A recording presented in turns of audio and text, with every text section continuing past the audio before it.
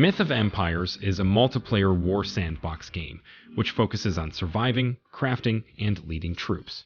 Starting the game from complete scratch can be boring and little exhausting. Hence, in this video I've got some beginner tips that will aid a lot during the initial hours of your play, and I'll try to explain as many things regarding the game and its features as it is timely possible. This video will not only help you get a better understanding of the game, but it will also help you play the game more effectively than before.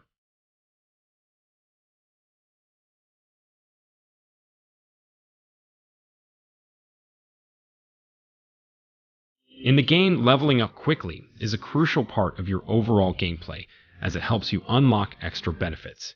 If you're new and your character is between levels 1 and 16, it's crucial to complete tasks to move up faster. Even though reaching level 16 takes time, doing tasks not only helps you understand how the game works, but also makes your character more skilled. To level up, you need to collect copper and experience points. In the beginning, focus on gathering anything you find because the game generously rewards you with experience points for your early efforts. Use this advantage to quickly reach level 14. Once you reach level 14, concentrate on collecting materials and avoid getting into fights or building bases for now. This strategy will help you progress efficiently in the game.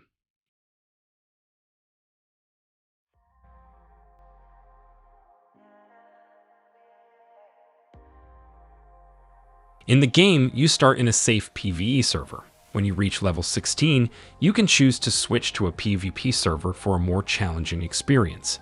Even though the game is designed for multiplayer, playing alone is possible but harder, especially for new players. So, at level 16, you have a crucial decision to make, whether to stay in the PvE server or switch to the PvP server. If you choose PvP, you get extra rewards like more loot and items, but the game becomes tougher. All in all, it is recommended to switch early at level 16 to get the maximum benefits and rewards.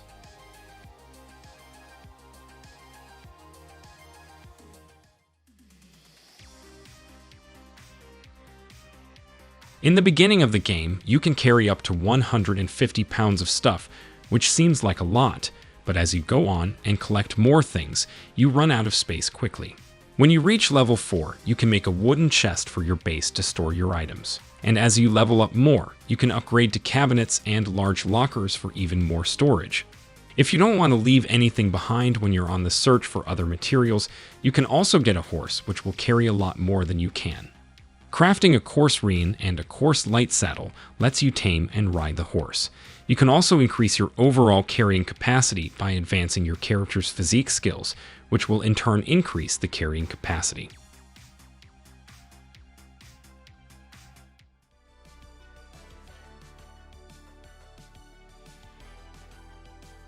Your first task is to collect materials like grass, meat, copper, and clay. These materials are important for building houses and expanding your empire in the game.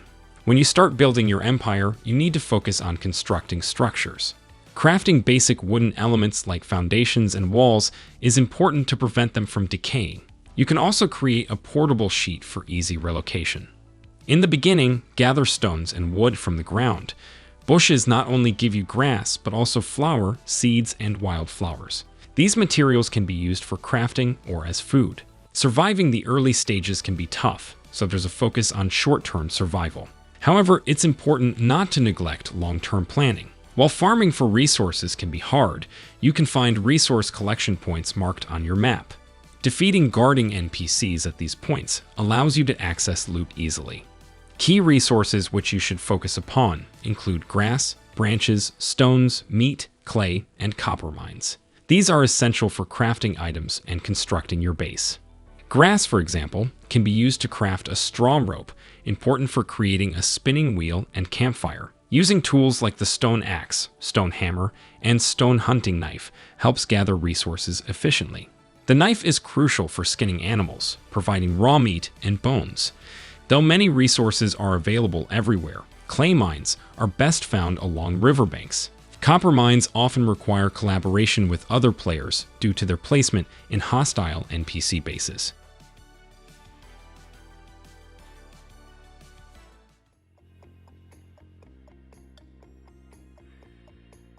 Making the right tools is super important for progressing in the game, just like in other survival games. Weapons are really important for defeating enemies, and they're a big part of how the game is played. There are multiple recipes you can discover, giving you lots of options for crafting things beyond just food. You can make tools, weapons, armor, and even medicine using different minerals and resources. To get started, you need to gather grass to make straw ropes, which are a basic material for crafting other stuff. Collect as much grass as you can from bushes, and keep getting more while you're making ropes. Once you have enough ropes, you can use them to craft a stone axe, along with twigs and rubble. The stone axe lets you chop down trees, which is important for getting more resources. If you want to expand your crafting abilities even more, make a stone hammer using the same materials as the stone axe. The stone hammer lets you break down rubble and deal with bigger boulders to get even more resources.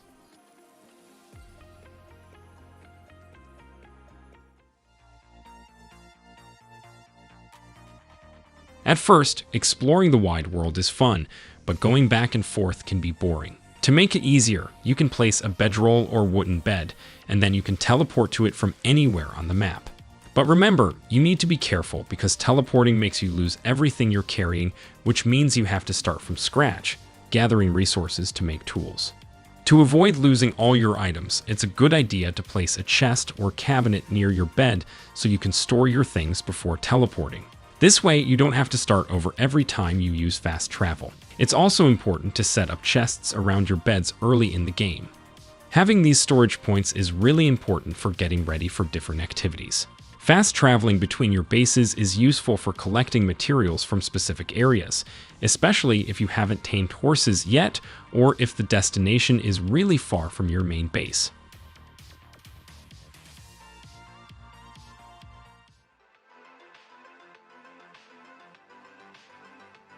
In Myth of Empires, the main currency is copper coins, and they're used for things like paying taxes, hiring protection, and investing in blessings. You can earn these coins by doing quests, trading with merchants, or on a PvP server where you can be more efficient. Boundary Marker not only gives you blessings, but also helps you transfer resources like bark, grass, and rubble for a good amount of money. It's easy to gather these items, so you can keep making money consistently. To earn copper coins early on, you can sell items within your banner every day for extra opportunities. It's smart to invest in XP blessings daily to level up even faster.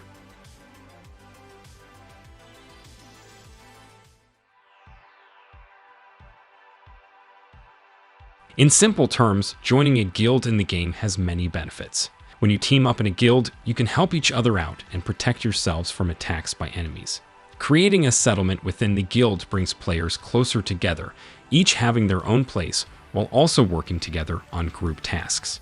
To make collecting resources easier, you can use specific points on the map to build lumberyards, mines, and quarries, reducing the need to constantly gather materials. Once these points are captured, you can also build structures for gathering resources. Doing this repeatedly forms a strong network of guilds, but it's important to stay alert for attacks, whether playing on any of the server.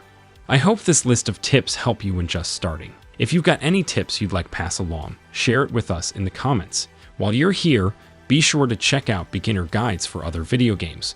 One of your favorite games might be there too. For everything else gaming, keep it here. I'll see you all in the next video.